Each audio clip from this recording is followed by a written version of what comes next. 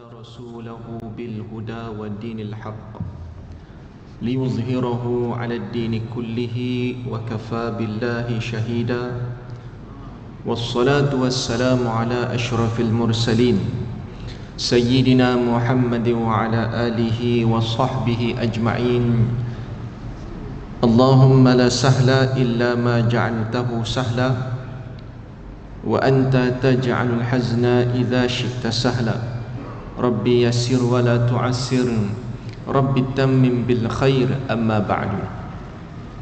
Yang dimuliakan Tuan Nadhir Saf Barisan Ahli Jawatan Kuasa Masjid Al-Irsyad, Ashabul Fadilah, tuan-tuan guru, para alim ulama, datuk-datuk, datin-datin, hadirin hadirat, mukminin mukminat, mudah-mudahan Allah Ta'ala berkati pertemuan kita pada malam yang mulia ini. InsyaAllah Ta'ala pada malam yang mulia ini kita akan sambung pada kata hikmah yang ke-45 menerusi kitab Al-Hikam karangan Syekh Ahmad bin Attaillah As-Sakandari rahimahullahu ta'ala. Mudah-mudahan dapat kita mengambil iktibar pengajaran daripadanya. Memulakan kalam hikmah ini, eloklah kita hayati apa yang pernah dikatakan oleh Sayyidina Ali bin Abi Talib radhiyallahu anhu.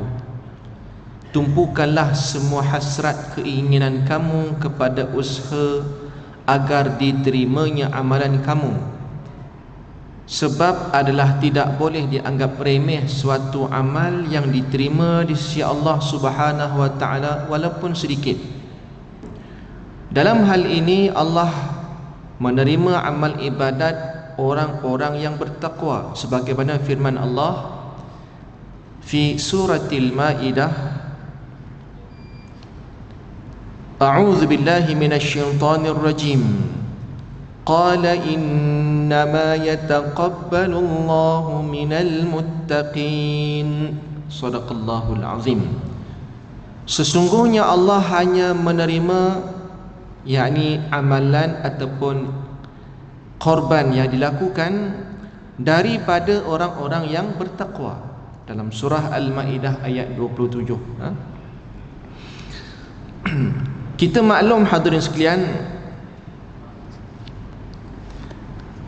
tanda cukup atau tidak cukup seseorang itu dengan kurniaan Allah, di samping percaya kepada rahmatnya, maka Ibnu Attaillah As-Sakandari menyebutkan kata hikmah ini. Inilah kata hikmah yang kita nak sentuh pada malam ini. Qala al-musannif rahimahullahu ta'ala, nafa'ana Allahu bihi fi daraini amin. Ma qalla amalun baraza min qalbin zahidin wala kathura amalun baraza min qalbin raghibin. Tidak sedikit amal yang dilakukan oleh seseorang itu daripada hati yang zuhud, dan tidak banyak amalan yang keluar daripada hati orang yang hatinya lalai ataupun hatinya gemar pada dunia. Zahidin di sini maknanya zuhudlah. Orang zahid bermakna zuhud, orang yang zuhud ya. Lawannya raghib, orang yang lalai ataupun hatinya leka dengan dunia. Baik, hadirin yang dirahmati Allah sekalian, kata-kata hikmah ni cantik tuan-tuan ya. Walaupun kata hikmah ni pendek, tapi maknanya sangat mendalam ya. Apabila kita ingin mengukur apakah pahala atau nilai amal ibadah kita banyak atau sedikit, maka hendaklah kita lihat bagaimana niat hati kita ketika mana kita mengerjakan sesuatu amalan.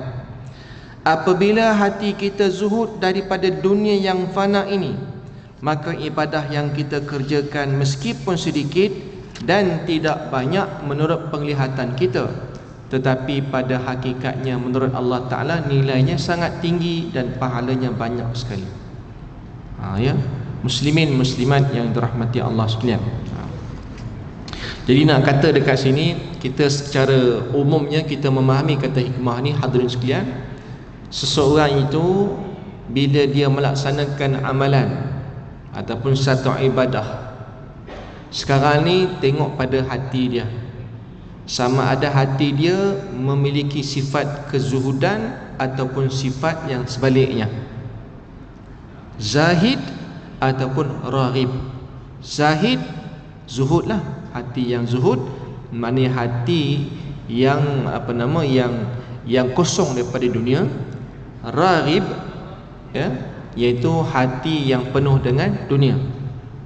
Sekarang ni ada dua orang, katakan Abu dengan Ahmad. Abu ni tuan-tuan, amalan dia solatnya 2 rakaat, tapi hati dia zuhud. Ya, Abu solat 2 rakaat saja, solat sunat 2 rakaat, tapi hati dia zuhud. Satu lagi Ahmad, ni contoh ya.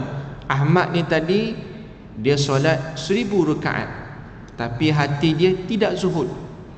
Yang mana satu lebih diutamakan, ataupun yang mana satukah lebih dipandang oleh Allah Azza wa Jalla?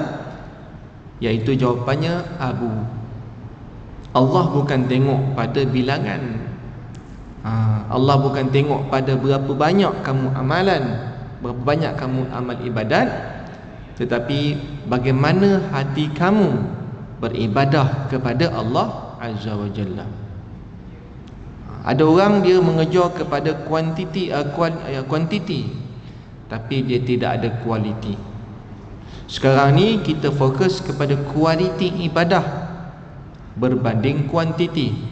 Tetapi lagi baik kalau dapat dua-dua, kuantitinya banyak, kualitinya Masya Allah, itu lebih hebatlah. Ya, muslimin muslimat yang dirahmati Allah sekalian, yang dimaksudkan dengan istilah zuhud dalam ilmu tasawuf iaitu tidak terpikat dunia ini pada perasaan dan pandangan hati. Kita biasa sebut zuhud kan.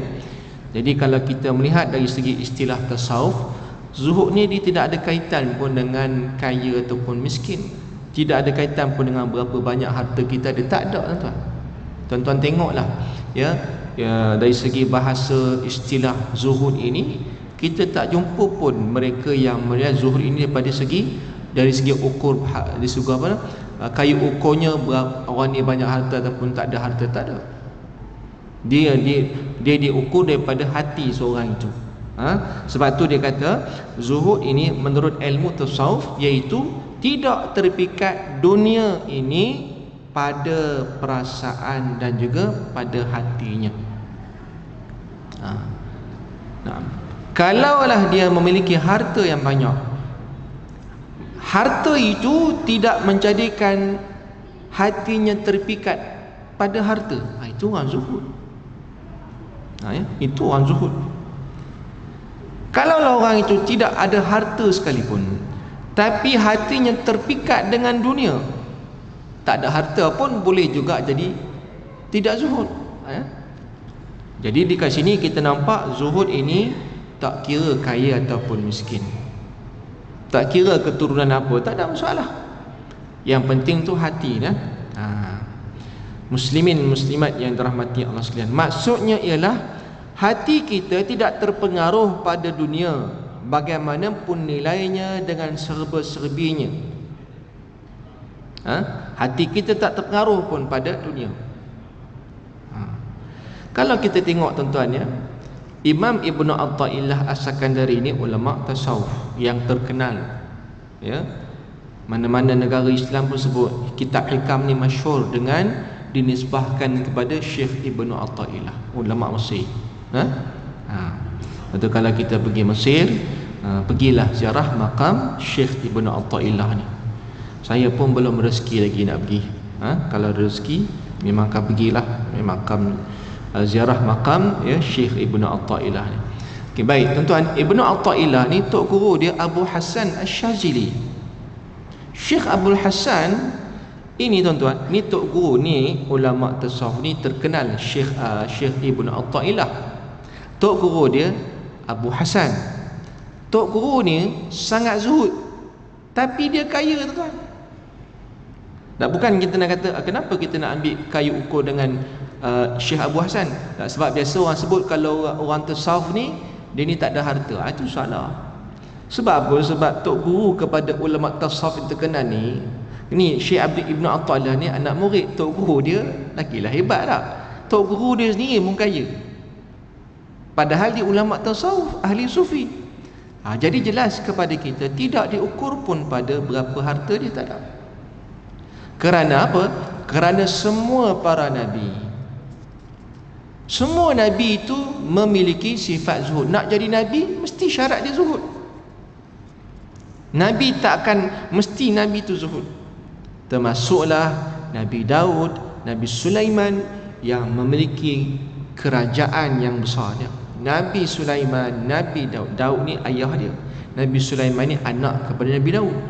Dua-dua Nabi ni Allah bagi dia kelebihan, bukan sekadar Nabi, tetapi sebagai raja lah. Malik, raja. Raja yang memiliki kekayaan yang banyak, tentera yang hebat, mukjizat yang macam-macam. Masya Allah lah. Tapi nak kata Nabi Sulaiman tu kaya, tuan. Adakah Nabi Sulaiman tidak zuhud? Mana mungkin Nabi Sulaiman tidak zuhud, sebab dia Nabi. So sebab itu kita nak kata tidak diukur pun pada harta ataupun kekayaan seorang itu, ya? Sebab biasa orang sebut orang zuhud ni dia tak ada harta. Itu tak, kurang tepat lah dari segi maksud dekat situ. Kerana sahabat Nabi pun ramai yang kaya, kan? Di kalangan 10 orang sahabat Nabi yang dijamin syurga, 6 ke 7 orang daripadanya memang kaya. Bukan kaya sikit-sikit, kaya banyak, ya? Muslimin muslimat yang dirahmati Allah sekalian, maka keadaan ini disebabkan kerana sangat percaya hati kita kepada Allah Subhanahu wa taala dengan kasih sayangnya yang diiringi dengan kurniaannya yang melimpah-limpah. Dengan kepercayaan demikian, maka hatinya selalu tenteram dan selamat daripada was-was syaitan dan hawa nafsu. Waktunya terpelihara sehingga amal ibadah yang dikerjakannya tidak pernah meleset daripada waktu-waktu yang baik, dan semua waktunya penuh dengan perbuatan yang bersifat mencari keredaan Allah Subhanahu wa taala. Maka orang yang begini halnya pasti hatinya sejalan dengan ibadah zahiriah yang dikerjakannya. Itulah erti zuhud. Jadi bukanlah mengharamkan yang halal dan benci pada harta, tetapi menurut hadis Nabi SAW, zuhud itu ialah bahawa dengan kekuasaan Allah dan kurniaannya, kita harus lebih yakin daripada apa yang kita banggakan pada diri kita sendiri. Ada satu, saya ingat sama ada hadis ataupun asar para sahabat. Az-zahadatu fid dunya laysat bitahrimil halal wala idha'atil mal, walakin az-zahadatu fid dunya ma fi yadayka awthaqum mimma fi yadaillah. Ya. Maksud zuhud dekat situ ialah bukanlah kamu mengharamkan yang halal, dan makna zuhud itu bukanlah kamu benci pada harta. Contoh kita tengok ni, dia ni orang yang sangat benci pada harta. Dia kata ini semua ngarut. Itu bukan definisi zuhud. Sebab zuhud dia kata dekat sini bukan orang tu benci pada harta dah. Ada orang dia cintakan harta. Tak, cintakan harta, tapi harta tu tidak sampai melalaikan. Ya. Ada orang suka duit, tapi duit itu tidak melalaikan dia. Itu tidak kita kata cinta pada dunia. Kenapa dia suka duit? Sebab dia nak bayar zakat. Dia nak banyak duit, dia nak kaya sebab dia nak keluar banyak zakat. Ya. Dia nak keluar bayar zakat banyak, dia nak infak banyak, dia nak wakaf banyak. Kalau tidak ada, kalau Islam tidak mementingkan harta, maka tak ada rukun Islam yang dinamakan sebagai zakat tu. Kenapa ada zakat menjadi rukun Islam? Sebab bila orang zakat ni wajib atas orang yang cukup haul, cukup nisab. Maknanya orang tu berharta. Kalau dia tidak ada harta, dia tak bayar zakat. Tak wajib atas dia. Dia nak keluar zakat macam mana? Sebab dia sendiri pun tak boleh nak keluar zakat, dan dia mungkin penerima zakat. Jadi kenapa Islam letakkan rukun Islam itu sebagai satunya? Lebih baik keluarkan zakat, sebab Islam suruh kaya lah. Jadi ada orang dia suka duit, tapi duit tadi tu sebab dia nak keluar zakat banyak. Kita kata dia bukan cinta dunia. Sebab cinta dunia tadi iaitu dia cinta kepada perkara-perkara yang menyebabkan dia akan mendapat azab di akhirat kelak. Itu namanya cinta dunia. Orang cinta duit boleh jadi dua keadaan, sama ada dia dapat azab ataupun dapat rahmat. Cinta duit kan, dua keadaan, sama ada dia diazab ataupun dia dapat masuk syurga. Kan? Yang masuk neraka tu sebab dia cinta dunia. Sebab duit tadi masuk syurga sebab dia tak cinta dunia. Ya. Hadirin yang dirahmati Allah sekalian, bukan kata duit semua benda. Handphone ke, pangkat ke, rumah ke, kereta, boleh jadi dua keadaan. Suka pada kereta, tak salah, ada orang hobi suka kereta.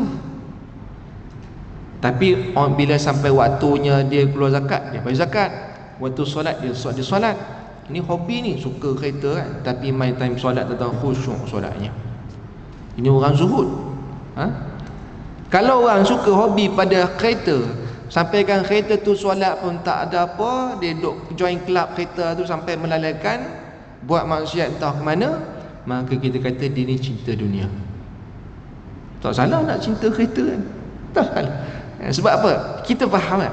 Yang dia katakan cinta dunia itu ialah kita mencintai satu perkara itu yang akan menyebabkan kita mendapat ancaman daripada Allah di akhirat kelak. Ya. Walaupun orang tu tidak ada harta kan? Contohnya suka handphone tuan-tuan kan. Handphone ni kadang-kadang ada orang tak mahal mana pun, dia beli handphone mungkin second hand, tapi sebab apa? Tujuan dia nak main game.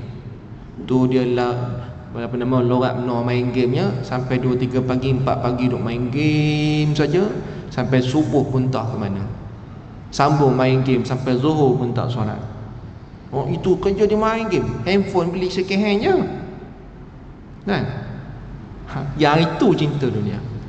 Tak kaya pun, tapi handphone tadi menyebabkan dia cinta pada dunia. Lara tuan. Orang ni tak zuhud. Tapi ada orang tu beli handphone mahal, time solat dia tinggalkan semua benda tu. Bahkan tidak pun dia teringat pada benda. Dia tak terpengaruh pun benda-benda begini. Main game tak salah. Al-aslu fil asya' al-ibahah. Asal satu perkara tu harus pada hukum asalnya, tapi tinggal lagi bagaimana kita menggunakannya. Dia boleh jadi haram juga. Allahumma salli Muhammad. Baru ni saya pergi satu sekolah, guru besar dia beritahu, sekolah rendah tuan-tuan ya. Anak murid dia ni tuan-tuan, masya-Allah, cerdik orangnya. Tapi dia kata, ustaz, mulutnya tu dia celupar no. Mulut dia kotor cakapnya. Cakap benda lucah, cakap benda jijik lah. Cakap mulut dia mencakap benda tak baik je. Tapi otak cerdik. Bila cikgu ni tanya pada murid ni, kamu kenapa cakap benda kotor bahasanya? Dia kata apa tuan-tuan? Sebab saya di rumah memang macam ni. Sebab dia tengok ayah dia. Rupanya ayah dia ni gamer tuan, kaki game. Ya? Dibawa kawan-kawan dia balik ke rumah, duduk main game sampai 3-4 pagi, duduk main game ramai-ramai. Orang main game tuan-tuan, mulut takkan senyap. Melainlah kalau main game-game ya, main game yang biasa budak-budak tu mungkin lah. Tapi ni main hak jenis, tak main yang jenis heavy punya game, mulut takkan senyap kan. Sekali tambah ramai-ramai, lagilah naik share tuan, mulut dia cakap benda kotor lah. Jadi dia tak perasan anak dan isteri dalam rumah tu, maka ayah dia ni duk siap cakap dengan kawan bahasa kotor je tak. Kadang-kadang tak perasan cakap benda-benda ni sebab game pengaruh tu. Tu ya. Betul lah tuan-tuan, kita dah merdeka 66 tahun ni. Tapi ada baik kita muhasabah juga. Musuh ni dia tak serang kita dengan senjata, tapi diserang kita dengan menjajah akal kita. Disebut sebagai ghuzwatul fikr. Dia perang minda kita, dia merosak akal kita dalam bentuk yang pertama 3S. Yang pertama seks, Tu yang mari LGBT kan. Dulu mana ada istilah LGBT, hari ni tuan-tuan LGBT tu satu istilah yang dah biasa, dah menjadi normalisasi dah tu kan. Budak-budak pun dah tahu dah istilah ni. Dulu tuan tak ada semua. Ini kalau dulu pakai baju warna-warni tuan-tuan tak ada masalah. Hanya pakai baju warna pelangi memang kata geng pelangi. Pasal-pasal pula dah. Sian kat pelangi tu nampak. Itu kejadian alam yang indah. Tapi lah ni tengok pelangi tuan-tuan duk teringat LGBT. Dah jadi benda tu normal tak? Dah tak pasal-pasal pula pelangi pula dipersalahkan. Macam sahabat saya tuan-tuan. Ini realiti yang berlaku kan. Dia duk ceramah dekat sekolah-sekolah tentang ketagihan pornografi, bahaya ketagihan pornografi. Allahumma salli ala Muhammad. Dia ni tunjuk pada anak-anak kita di sekolah rendah, sekolah menengah. Cerita bab porno ni pun suka. Kalau tunjuklah contoh-contoh kesan pornografi, dia pergelak-gelak aja. Tengok ni pasangan couple, oh seronok tepuk tangan. Nampak tak? Benda tu sudah menjadi normal. Jadi normal lah. Itulah pengaruh dia merosakkan akal kita. Kan? Tu seks. Kemudian songs. Yang ketiga, sport. Masuklah sport tu game sama. Dalam game boleh ada judi, boleh jadi pertaruhan. Kadang tak berasa tengok, risau saya tuan-tuan kan. Kita tengok anak-anak kita hak jenis, dia orang tak tahu. Itulah dia. Sekarang kita pun serba salah dia buat. Kadang dosa pula sebab kita tak bagi tahu kan. Tapi kadang anak-anak kita tak tahu kan. Dia ingat itu okey, rupanya itu judi. Dalam game ada perjudian. Sebab hari ni game online boleh transaksi. Kadang-kadang transaksi itu melibatkan perjudian. Haram tu. Itulah cinta dunia tu. Itu tidak zuhud lagi dah, sebab dah terlibat judi. Ya. Hadirin hadirat, balik kepada apa kita bincang. Nak cerita zuhud tadi tak? Allahumma salli Muhammad. Nak main game tak ada masalah. Jangan sampai hilang sifat zuhud itu ya. Allahumma salli ala Muhammad. Oleh kerana pahala dan nilai amal ibadah yang bersumber dari kezuhudan hati itu lebih banyak dan tinggi nilainya, maka sahabat Nabi SAW, iaitu Abdullah bin Mas'ud radhiyallahu anhu, telah berkata, raka'atani min zahidin alimin khairun min ibadatil muta'abbidina al-mujtahidina ila akhir dahri abadan wa sarmadan.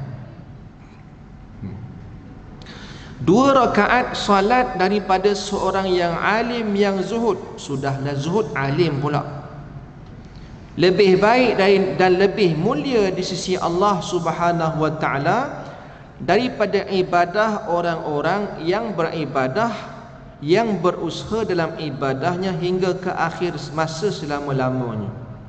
Mana kata Ibnu Mas'ud ini tuan-tuan, 2 rakaat orang yang zuhud itu lebih mulia, lebih dipandang oleh Allah Ta'ala, dan bahkan 2 rakaat itu sebenarnya banyak di sisi Allah.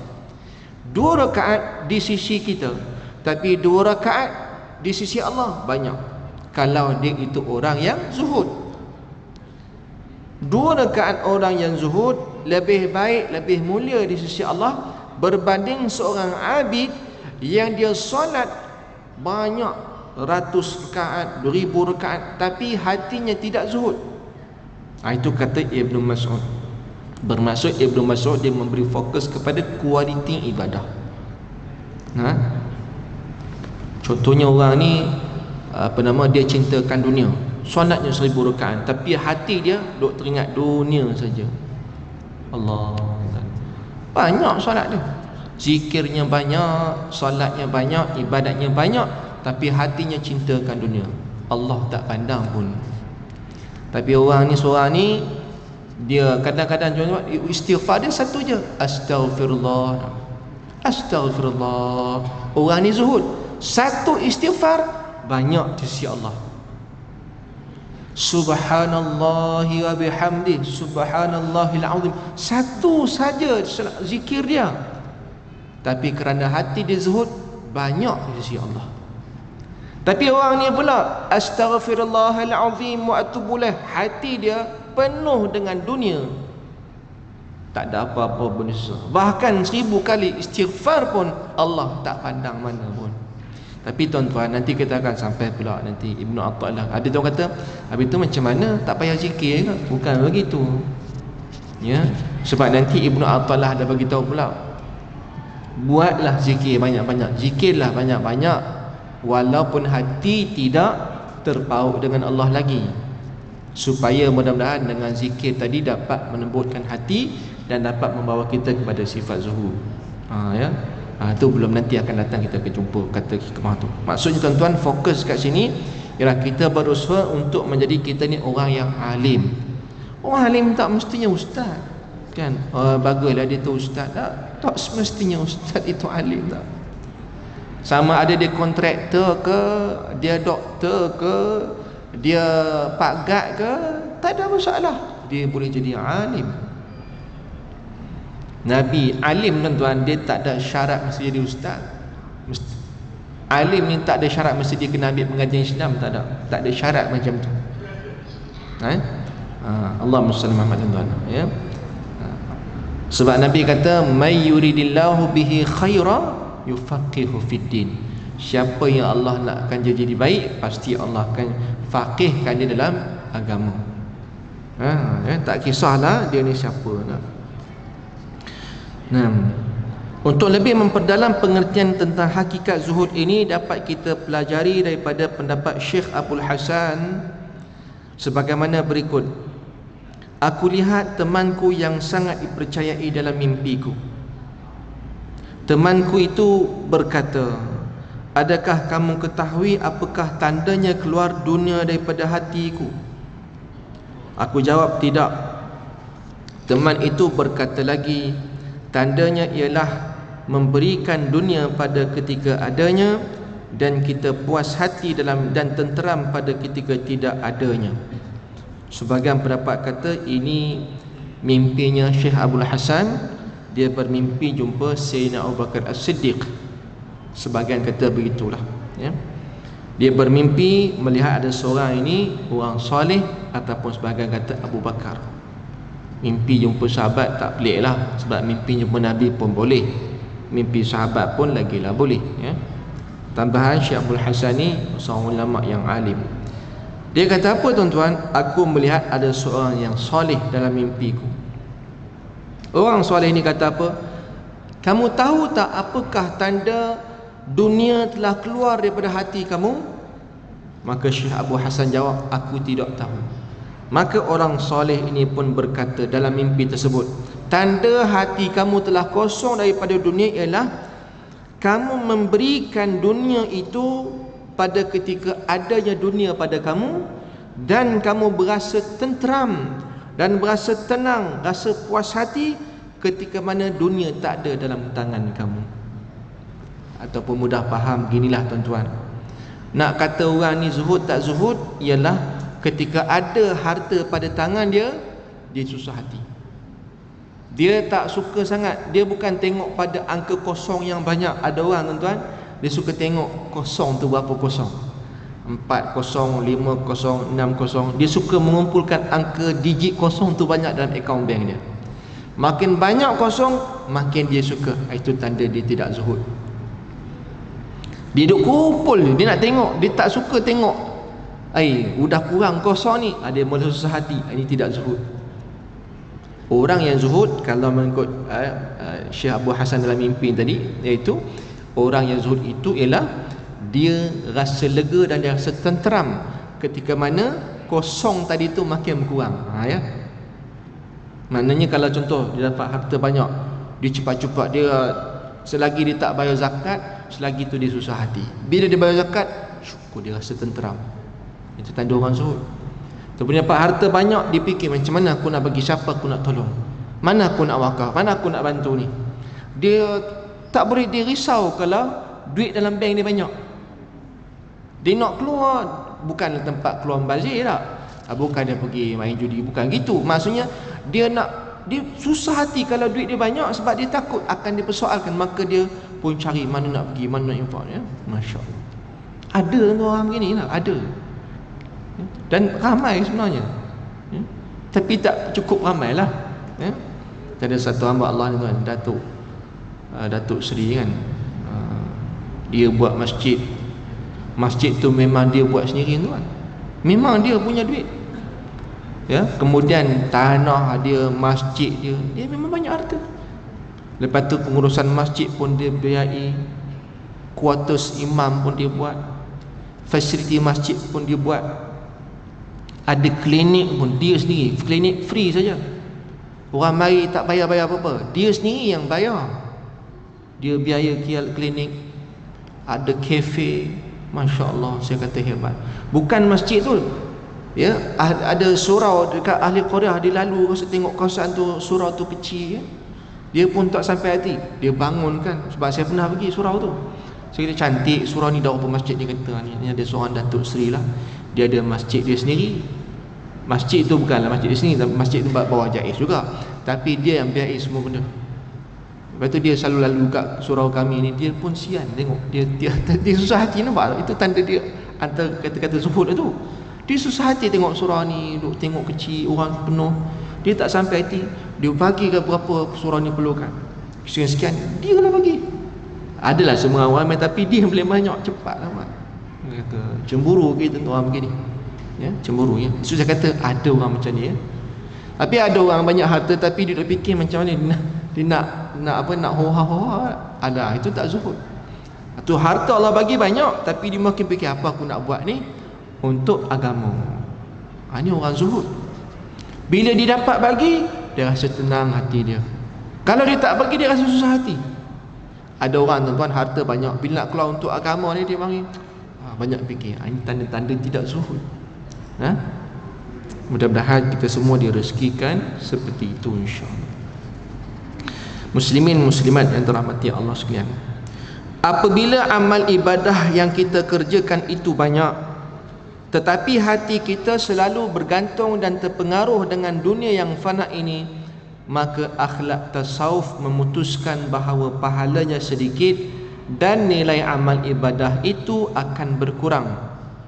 Keadaan ini disebabkan kerana amal ibadahnya itu sudah tidak ikhlas lagi. Sebab keikhlasannya kerana Allah semata-mata tidak ada padanya, disebabkan hatinya masih teringat pada dunia dalam erti yang luas. Secara kasarnya dapat kita berikan contoh seseorang yang apabila dia mengerjakan ibadah, tiba-tiba dunianya mengganggu dia, maka dunianya lah yang didahulukannya daripada ibadahnya. Astaghfirullahaladzim, ya. Ni kena kadang-kadang pada kita kan. Kerana itu banyak kita lihat di antara orang Islam, meskipun ilmunya tentang keislaman sudah banyak, tetapi kadang-kadang dia mahu meninggalkan solatnya demi kepentingan pekerjaannya. Sebab menurut pendapatnya, apabila dia mengerjakan solat pada waktu itu, maka dunianya akan rugi. Orang-orang yang seperti ini meskipun banyak dia beramal, dan kalaupun dia berpahala, maka pahalanya sangat sedikit. Atau gambaran dapat kita lihat pada seorang pensyarah agama. Ni macam kena kat saya ni.